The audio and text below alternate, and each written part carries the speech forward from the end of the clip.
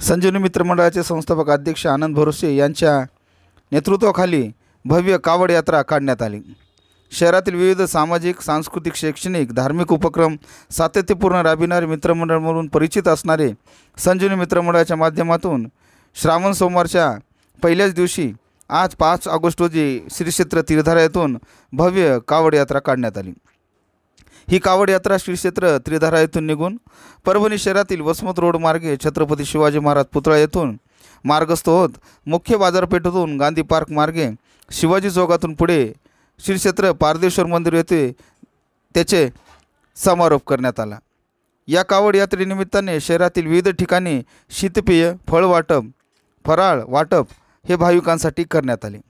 कावड यात्रेमध्ये डीजेच्या तालावर वाजत गाजत आनंद साजरा केला। या कावड यात्रेमध्ये आनंद भरोसे यांच्यासह संजीवनी मित्रमंडळाचे पदाधिकारी तसेच परभणी येथील हजारो भाविक भक्तांनी फार मोठ्या संख्येने सहभाग घेतला।